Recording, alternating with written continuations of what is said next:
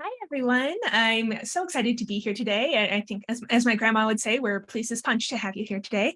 We're going to be talking about what it means to be engaged as a software development in today's world. I'm Rachel Stevens. I'm a senior industry analyst with a company called RedMonk. And at RedMonk, we are a firm that helps track technology adoption trends from like the developer and practitioner perspective in particular. And I'm delighted to be joining Jake Levirne from Docker and Jon Burchmore, sorry, Jon, from Miva. Before we jump in, just a little housekeeping for the audience. If you have any questions or comments along the way today, please feel free to drop them into the Q&A and we'll address them towards the end. And also just want to let you know this session is being recorded and we will make that recording available to you afterwards. And by we, I definitely mean Docker. Roy will be there.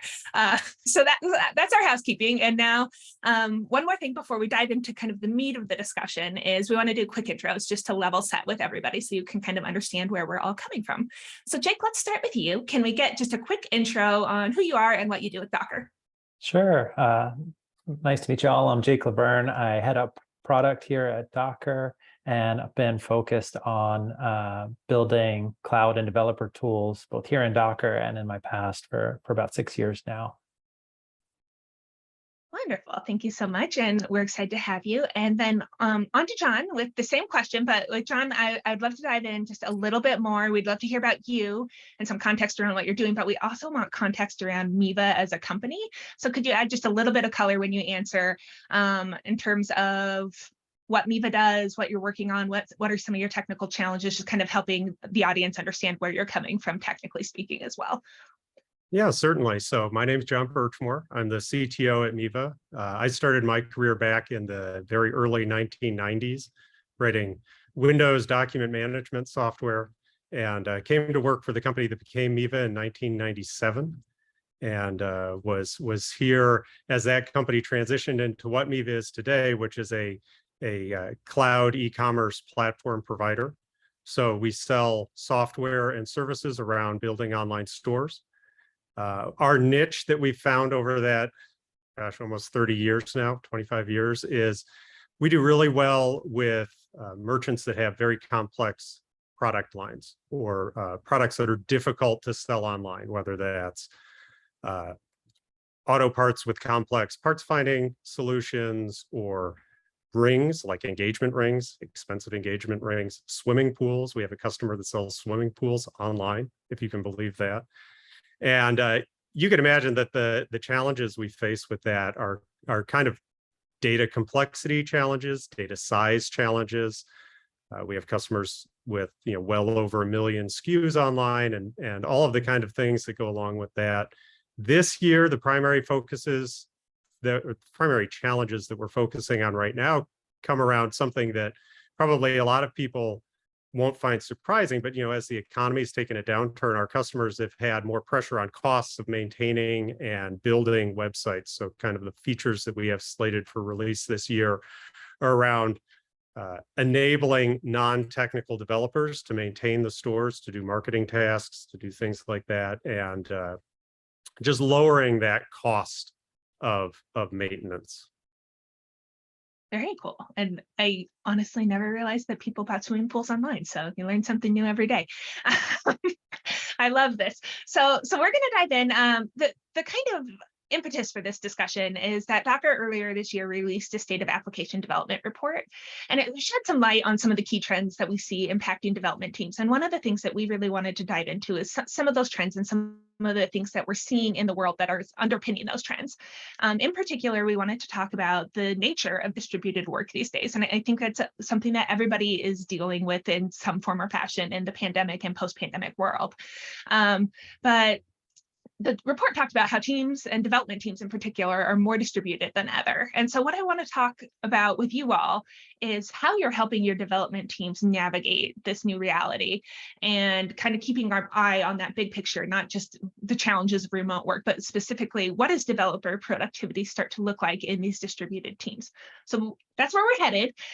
Where I want to start is just kind of that pulse check of where were you at before the pandemic? Jon and Jake, were your teams already remote teams before we kind of got into the last couple of years? Yeah, I can start us off. So Docker was essentially reestablished and reformed in 2019, just months before the pandemic. And in fact, we've sort of thus been a remote only company since then. And so while Docker has a long history, that sort of reforming in 2019, and then the onset of the pandemic pretty immediately after that meant that we've lived remote. And in the past of my career, I've been at a pretty healthy mix of remote only and remote first companies. So a lot of the time that I've spent has been remote. I feel like I had a leg up when pretty much the whole world ended up going remote, because it was old hat to me. But one of the really interesting things trying to figure out as Docker how we help teams, especially development teams, that maybe have gone through a transition to remote or a transition to more remote than they might have been comfortable with. Yeah, that's great. And what about you, Jon?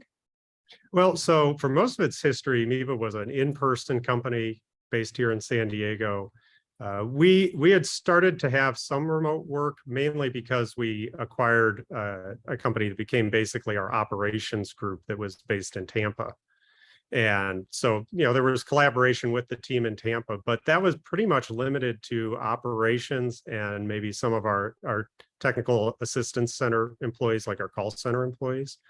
As far as developers go, no. Prior to the pandemic, we had nobody remote. We had some discussions internally. I'd had talks with some of our employees and some of my direct reports, for example, that were concerned about the cost of living in San Diego and wanted to be able to work from other locations. So it was on the radar, but it certainly wasn't an immediate plan. And we pivoted to remote first immediately when the pandemic hit. We actually went from being a company with 120 employees in a single office here in San Diego to a fully remote company in about 3 days, and really at a management level have leaned into being remote first. And quite frankly, our employees love it. And that just over and over again, when we talk to them about it, they prefer to work remotely. Yeah, that's an impressive transition. I'm curious, as you're thinking about developer productivity before and after, did you have to change how you were thinking about developer productivity as you moved to this world of a distributed and remote team?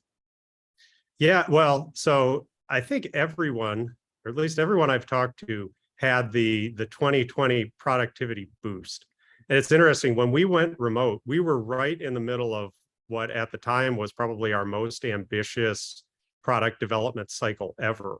And without exaggeration, our quantitative productivity metrics doubled in the summer of 2020. And they stayed high all the way through 2020 and about halfway through 2021. And then we saw them start tailing off.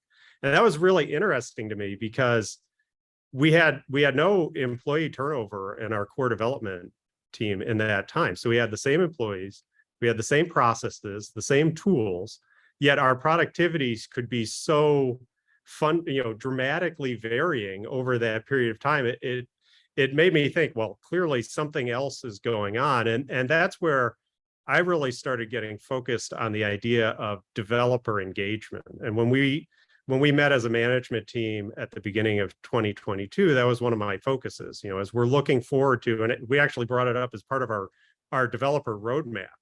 As we're talking about, this is our product roadmap for 2022, what's the biggest challenge? And my answer was keeping people engaged so that we can keep that productivity high, as the world opens back up and they have more things to spend their attention on. Yeah. Is that similar to what you or your customers at Docker have seen, Jake?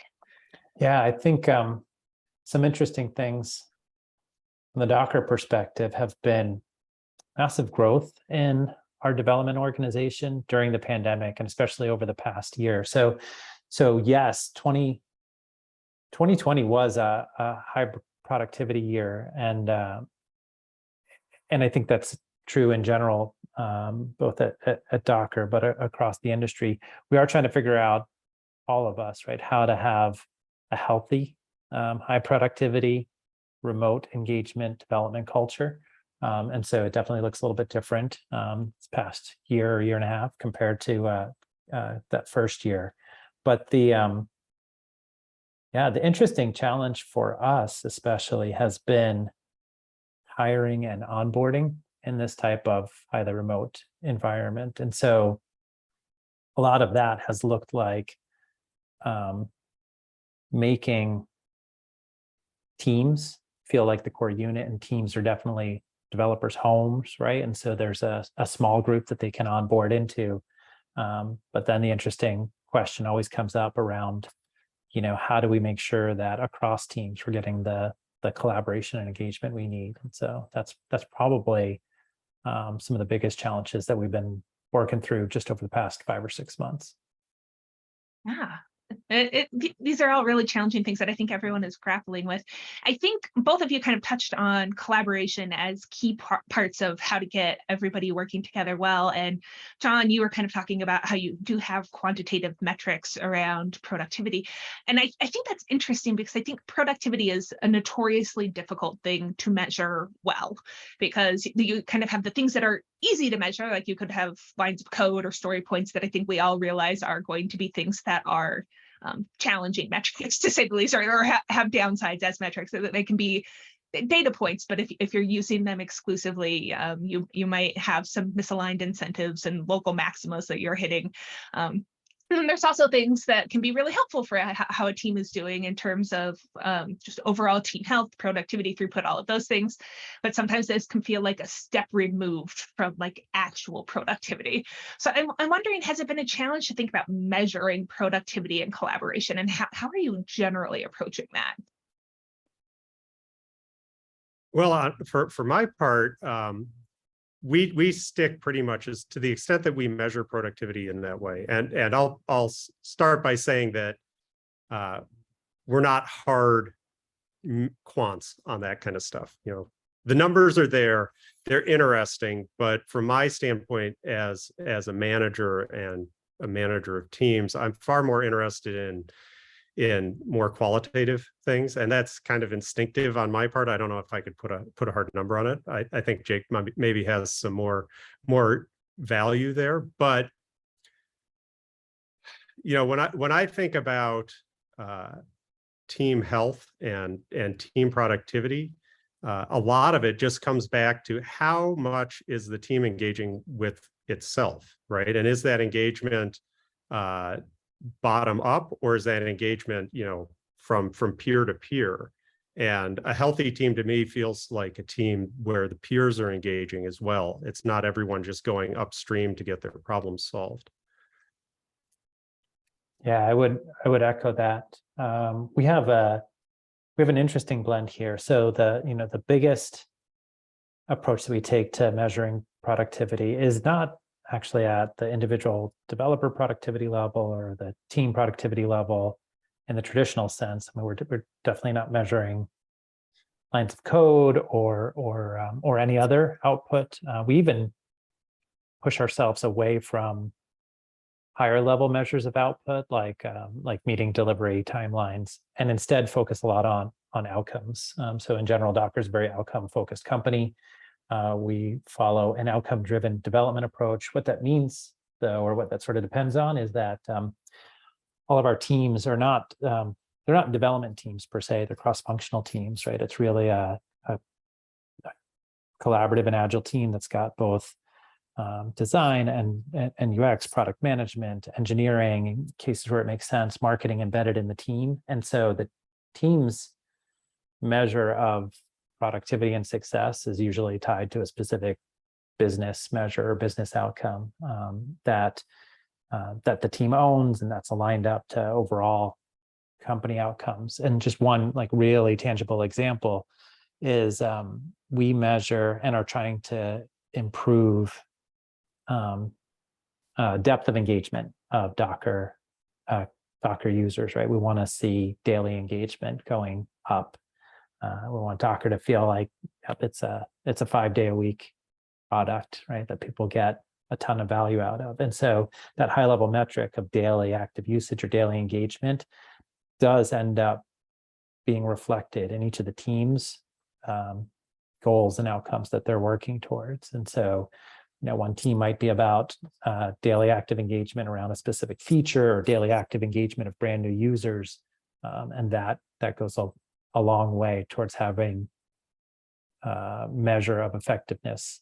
The challenge, of course, is that that's overall team effectiveness and has so much dependency on making the right business decisions and things that are beyond the team's control, right? So we do also look for things that measure team health and team productivity directly.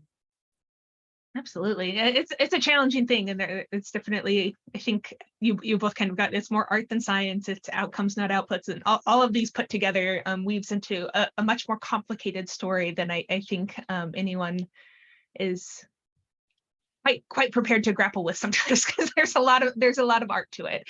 And I think one of the things that I want to dive in here is kind of the team sport aspect of what you are all talking about. It's like we can't think about individual, like one single developer productivity. And as Jake alluded to, it's not even just individual teams, because you have to have people interacting with one another. That's kind of like the whole DevOps mentality of, we can't have this siloed productivity approach to things. You kind of have to be thinking about holistic processes for shipping our software across the org. And so that really does take us into this story of collaboration. And so I'd love to talk about how you're all approaching collaboration. Let's start with the Miva story. Can you talk with us, Jon, a little bit around just kind of how you're keeping developers engaged and how you're kind of keeping those lines of communication open for your development teams? Yeah, so over the last year, I've really been putting in an effort to focus on immediate task-based interaction between developers, right?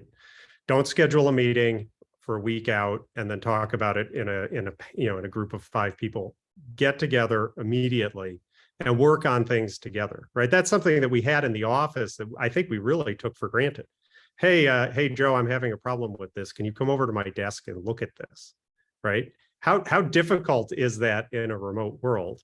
And that's actually one of the things that the Docker in particular has really helped us with, in that we've made a big push to containerize configurations of our software and to have this internal repository of Docker containers that people can spin up and use to collaborate in that way. That's not the only thing we do, right? We also do a surprising amount recently of pair programming over Zoom. Who would have thought we would have been doing that? But that's incredibly important as far as building shared knowledge in the team and building relationships in the team and encouraging people to reach out to one another and work through problems. One of the things that was really surprising to me, I guess there's 2 aspects of this that were surprising me, right? As that engagement started to kind of taper off, as the world was opening back up and people were doing other things, we saw people kind of pull back from our internal chat, and we saw all of these discussions started happening when we were doing pull requests in Bitbucket. And that's okay. Yeah, we should have good discussions about our merges, and but we shouldn't be doing that as our primary discussion, right? That's the wrong place to do it. You're backloading all that work, and it just destroys your schedule, and it's not a good idea. And then we also saw some siloing developing between teams, right? Especially, and this isn't only development teams. This would be like development and marketing. And again, we got that same kind of situation where, because development is head down doing its thing, and even if our team is working really great, we're creating all this fantastic work output. But if marketing isn't seeing it, then we're backloading all their work to build their marketing collateral and their documentation, and that flows all the way up into the sales channel, and suddenly we're not effectively deploying the work that the development team has put out, and our customers don't find out about it. We're not making sales, so we're waiting on some of these new features we're developing, and Docker helped there as well. So a primary output of every sprint now is a Docker image containing that version of our software. And we've deployed Docker Desktop widely across our organization so that non-technical marketing people can pull this down and they can use this version of the software. Some of that is specific to our application architecture and the way we deploy those changes, which made it challenging to do it before. But Docker's been a great tool at getting that output in front of the other teams so we can do that kind of cross-functional collaboration. I like it. So kind of thinking about less DevOps, but more like dev, like to your sales engineers and things like that. So you can actually have that collaboration in a way where people can access your builds at various points in time. And I'm assuming for things like demoing for a client, something like that. Yeah, so one of the features I talked about, as far as enabling marketing people to do some new operations in their storefront, non-technical marketing people, we are actively giving demos of that feature right now out of a Docker container. That was an output of our build process. Very cool. And I think that the theme that kind of struck me throughout your answers there is thinking about like the timing of when work is done. So it's should our discussion be happening at the PR stage or should it be happening earlier? And is the timing of when other teams can interact with the development team? But also the one that kind of struck me is like the timing of what a manager wants to do versus a timing of what developers want to do. So making sure that your developers are getting to work in a way that works for them. And I was wondering if you could maybe elaborate a little bit on just kind of like your developer cadence and how you can kind of help developer velocity and also get all of these teams what they need. Yeah, our cadence is generally about 2 weeks, right? We found that that's kind of about the right size chunk to get all these things flowing in parallel. And we have a huge suite of automated tests that are part of that process, but we also do a manual QA process, right? And so we have this kind of push and pull from QA, and that 2-week cadence gives us enough stuff to be worthwhile spending some time doing manual.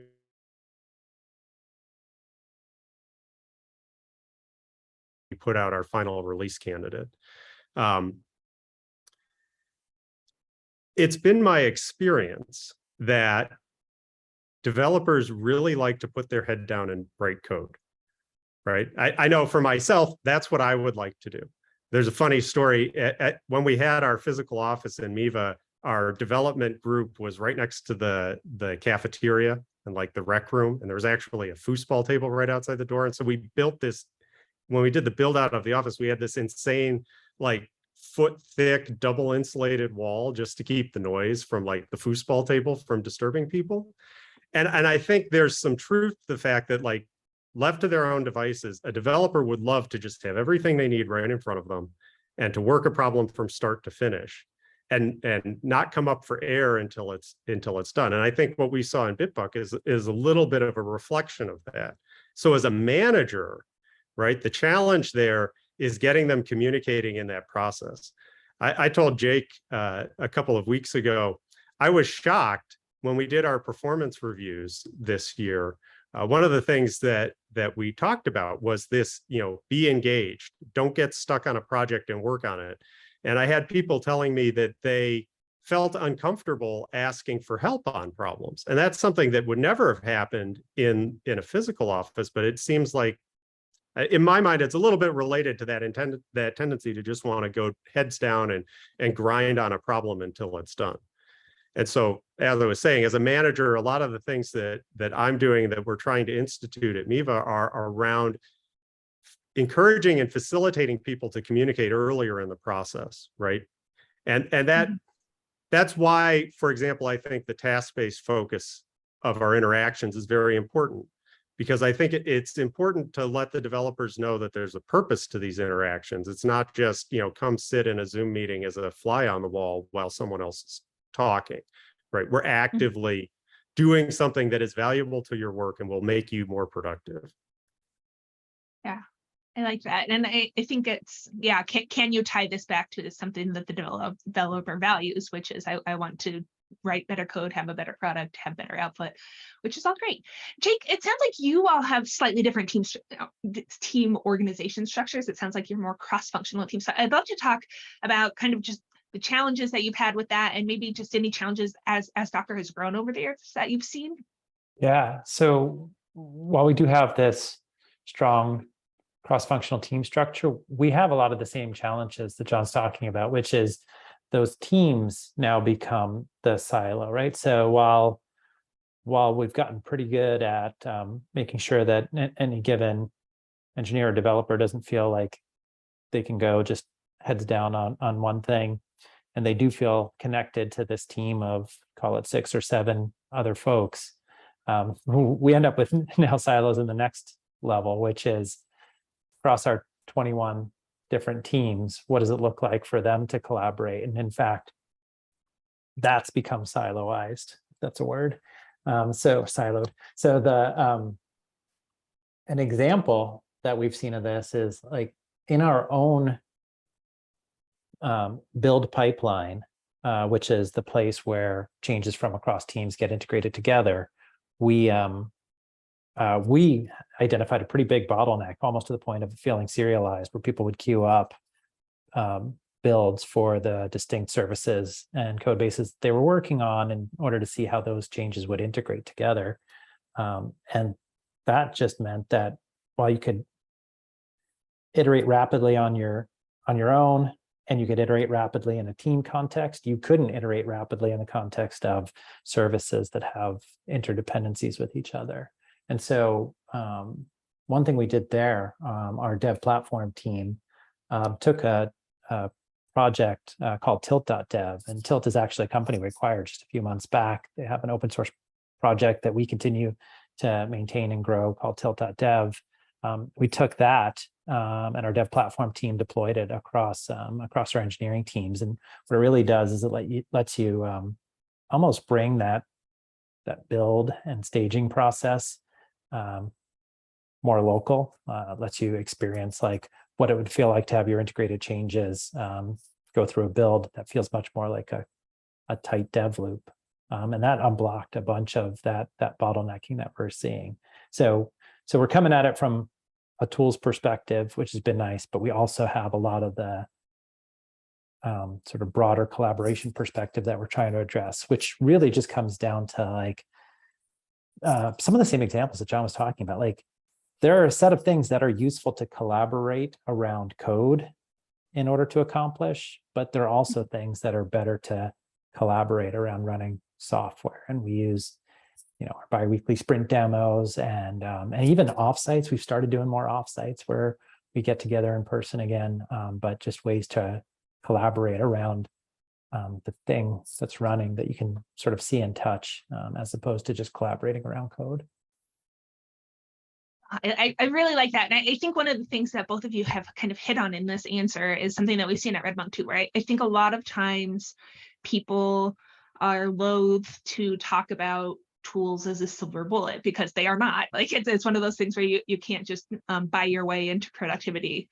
It has to come with this culture of collaboration that we've been talking about. But at the same time, you have to have the tools in place to support everybody to do their jobs well. Like they really do have to go hand in hand. Like the culture and the tools support one another.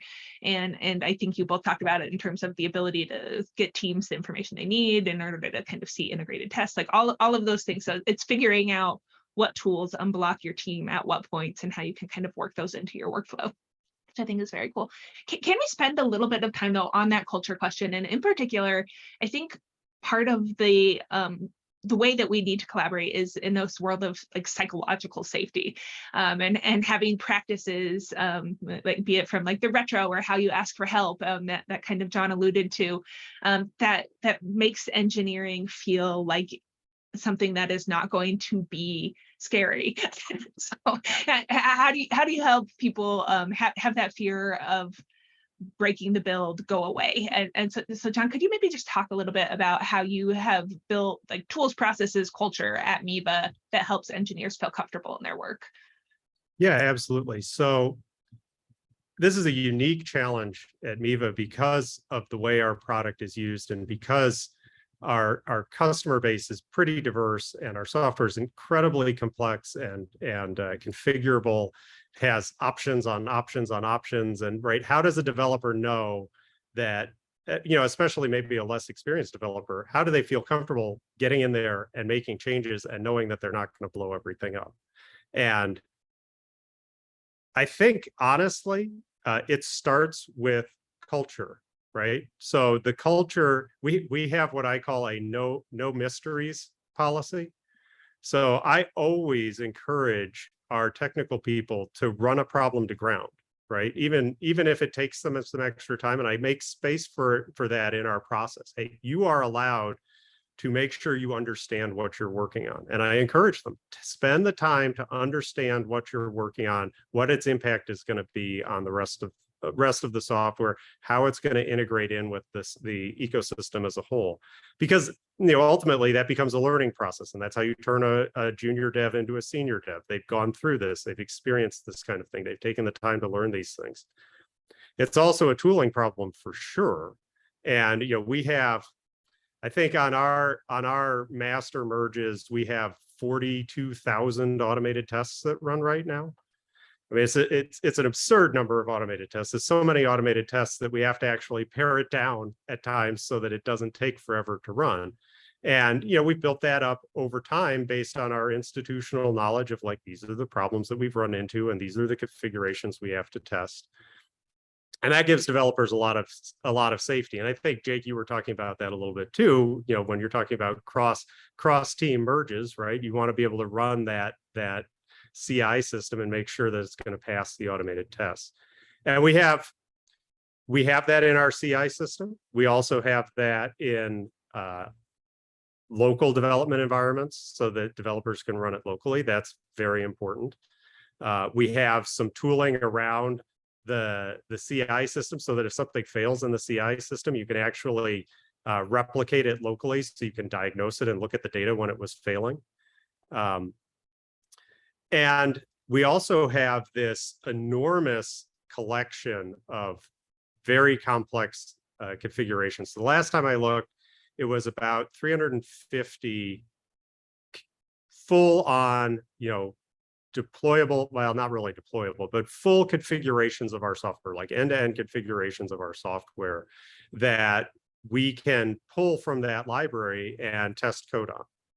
And so we recently actually just finished migrating all of that out of a virtual machine-based environment into Docker images, which has kind of made it even a little bit more accessible to people. So, just a random example, we have a new customer coming online in the next couple of months that has a very large data set.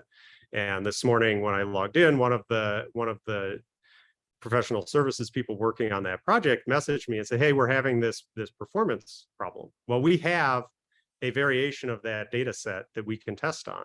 And I just messaged one of our senior devs, hey David, can you pull down this Docker image and do some query diagnosis with what he's doing right now. And that gives us this ability to kind of really rapidly diagnose these things and not have to spin that up every time. I mean, that data set takes days to create. I mean, it's massive. And we just have it at our fingertips whenever we need it. Well, those are great stories. I really appreciate the way that you have combined tools and culture and processes all together. Jake, do you have anything you want to add there in terms of just building teams and tools processes that feel like people can collaborate well and do their jobs with that feeling of safety? Yeah, just that Jon's not alone, right? So we recently ran a session with our technical advisory group, set of customers, and surveyed around some of these challenges, right? Like let's talk about the pains of integrating software from across teams. How many folks are using some form of staging environment? More than half are, but how many folks are extremely satisfied with those staging environments? And it's like none, right? I think it was more than 80% that were on the extremely dissatisfied scale in terms of traditional staging environments. And so I think it's just that that this is a common and industry-wide challenge, and I think that it's one worth tackling, right? Because when you unlock collaboration both within teams and across teams, I think that's what allows you to build what effectively are the increasingly complex real world applications that are needed to keep creating business value. So it's great to hear Jon's story, right? This notion of having a catalog, whether it be a catalog of services, a catalog of real world data. I think it's that type of stuff that we want to keep enabling and empowering. Wonderful. All right, so let's close and then we'll leave a little bit of time for Q&A at the end. But last question here is, what are the benefits that you have seen from focusing on this problem and thinking about developer productivity in this remote world? Well, Jon, from my standpoint, I think there is an opportunity. We saw in 2020 that remote work can be extremely productive, and it can give people much better work-life balance than we had in previous years.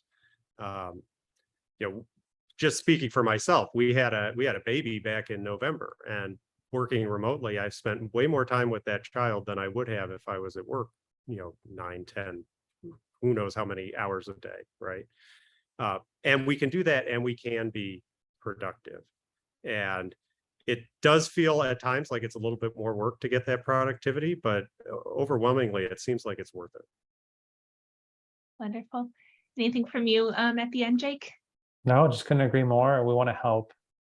We want to help Jon and a bunch of teams out there help make this transition to what has become a more and more remote world. Awesome. Well, thank you both so much for sharing your perspective and what's been going on your respective teams, because it's been really enlightening to hear about it. If anyone has any questions, please feel free to drop them in the Q&A. And while we wait for anything to roll in, here's one of the questions that kind of came to me as we were chatting is, what are some indicators of whether things you're doing are working or not working? Like, have you had any experience of, as you've made these changes to your team's operations, what are you looking for? Yeah, you want to go, Jon? No, go ahead, Jake. Yeah, I'll just hit one really quickly. I kind of made reference to it, which is this bottlenecking that was happening in our build pipeline. The thing, though, that we measure, yes, we can measure cycle time and how long those builds take, but the more interesting one that's been coming out has been lots of internal surveying, right? One of the biggest indicators we use is qualitative assessment. I mean, we do it as surveys, so I guess you could say it's quantitative to an extent, but really it's asking questions like how effective do you feel or have you felt over the past 30 days, right? We're just now starting to establish a team health template and checklist and process, and it's modeled off of there's actually an Atlassian playbook around team health, and it's less about the hard aspects, like the measurable and hard aspects, more about the soft aspects of a team, like how well does each member of a team feel that there's a shared understanding amongst the team, how well represented does the team feel within the overall Docker organization. So that type of softer team health check is a lot of what we've been focusing on more recently.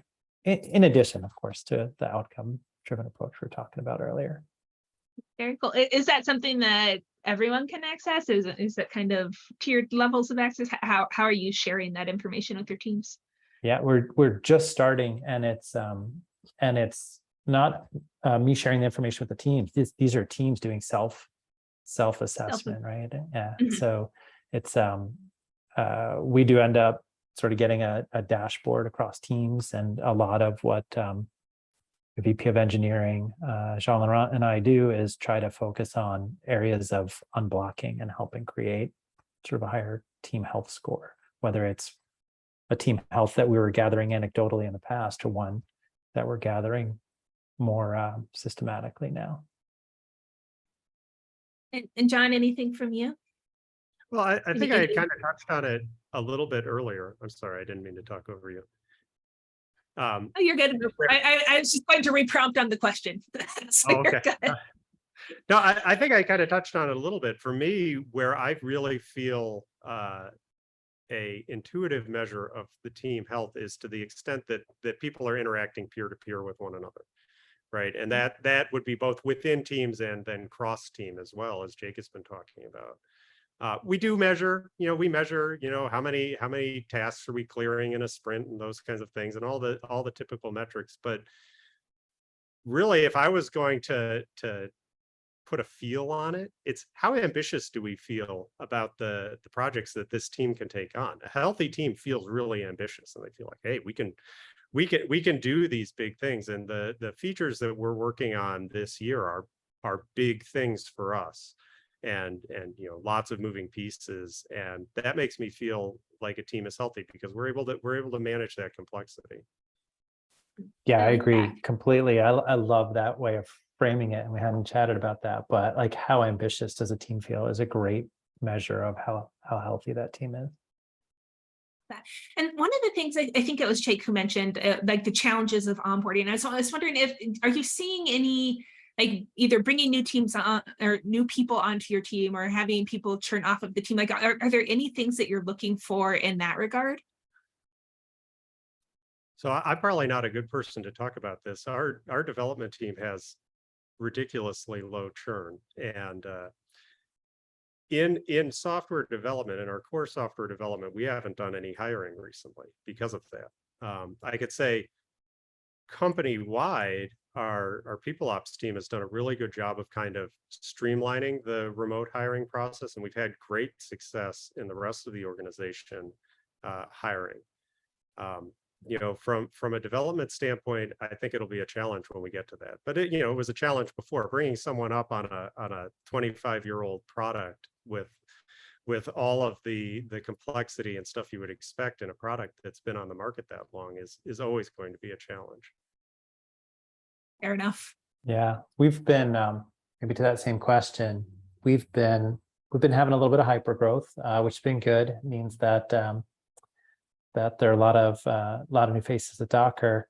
Some of the things that we do there, especially on the product development side, so in the product and engineering organization, is talked a little bit about it, making sure people have a home in the team and they feel comfortable and safe within the team. So like team is definitely our minimal unit that we think about. We've established groups. We actually had so many teams, like I mentioned, about 21 teams that we had to form up into groups. Groups have sort of first started as a way to gather teams up just from a management perspective, but pretty quickly and over the past few months, we've talked about the unique and individual nature of each group and in that group's mission and vision, which I think helps with people coming on board. And then again, back to tooling, we've been doing some tooling work in our own platform engineering team to stand up a service catalog of all the software and the APIs for those services and the teams that own those, so that we can have a more centralized place rather than a mix of Google Docs and Notion pages. So those are some of the things we've been doing to try to keep things on the rails. Always a challenge. All right, we have a question and I'm going to read it and then we can decide who wants to field it. So part of collaboration is the mentoring of less experienced developers. There are moments where there could be a better, faster solution towards a goal while a developer is taking long on a certain line of action, and that poses a challenge. Do you have a solution to help detect such cases or enhance that guidance that you're giving that less experienced developer? I'd love to answer this. All right. Yeah, so just in general, I'd like to add that kind of mentoring interaction, I think, is one of the most rewarding things that I do every day. And I love it. And that's why it was shocking. I mentioned in the performance reviews, I had people, I was talking to them. It's like, hey, you got blocked on this task for a long time. We really wish you would reach out earlier. And it was kind of shocking to me how proactive I have to be on that. And it's not just, checking in and say, hey, how are you doing? It's like, interacting, and in my case, encouraging interactions over the code has really been the place where I can gain some traction and encourage people to do that. It seems to be working, right? And we talked a little bit about doing pair programming over Zoom. We've been doing a lot of that. Hey, I'm struggling with this particular code structure. Can you help me refactor it? And get in there. And sometimes that even involves like doing remote control of their computer so you can help type. Sometimes it involves pushing code back and forth onto a branch in Bitbucket or whatever, but it's something that as a manager or as a person that's in that mentor relationship, what I'm finding is that I have to proactively suggest it in a way that I didn't have to do it in the office world, right? It flowed a little bit more naturally in the office world. One thing that we've done to encourage that from peer to peer, because remember I talked about, I really want to see these peer-to-peer communications, is we've done more encouraging of people to work on projects together. So when we assign tasks within a sprint, making sure that we're thinking about, okay, these two people, I want them working together. So I'm either going to put them on the same task, or I'm going to put them on tasks that are adjacent enough that they'll have no choice but to collaborate. Maybe they're doing aspects of the same feature, because that encourages their communication. They're going to be working again, like I kept mentioning, they're going to be working in the same code base. And for developers, that kind of seems like the way to get them to work together is to get them to express themselves in the code to one another. I don't know if that completely answered the question or if I just went off on a rabbit hole. I liked it. I thought it was good. Anything you want to add there, Jake? No, I mean, I think just an agreement that in addition to the technical and hard skills of the job, a lot of the coaching, mentoring, and growth that I see among more junior members of teams is that willingness and ability to lean in to other aspects of the role, right? To have that collaboration and conversation with other engineers, with non-engineers in the team, and even across teams. And so, yeah, all the things that we can do to sort of encourage and grow that skill set as well is a big part of our focus. Yeah, I will add that, pull request is a good place, and I talked about not wanting to have those kinds of conversations at the pull request time because it's a little bit late, but even when a developer's done a good job, right, as the question mentioned, there just may be a better way to do it, and we find ourselves suggesting that quite frequently, and oftentimes that is the opening to begin this larger discussion over, like, why is this code pattern better than that one? Why should I avoid writing my query this way versus that way? And it's an opening. It's not the ideal place to do it because it's back-ended as instead of being upfront, but it helps to encourage people to start those dialogues earlier in the process. Wonderful. I recognize we're over time, but one quick one is, do you have anything that you have found kind of encourages or kind of helps with that front-ended communication, in any kind of last-minute tips for people? Yeah, I have a funny one. The thing that helped us most, we pinned a Zoom session that never ends in our developer chat. And I don't know why that would be effective, but I guess clicking a link instead of opening Zoom and inviting someone to a meeting made a difference. And we probably have 10 sessions in that Zoom meeting a day, if not more, on a team that's only 15 people. So that's a lot of interaction. Yeah. Awesome. Well, thank you both so much for your time, and thank you everyone for joining us today and for your great questions. We appreciate it, and we look forward to interacting with you more. So reach out if you have any questions, and we will send out the recording when it's ready. Bye. Great. Thank you. Thanks, all.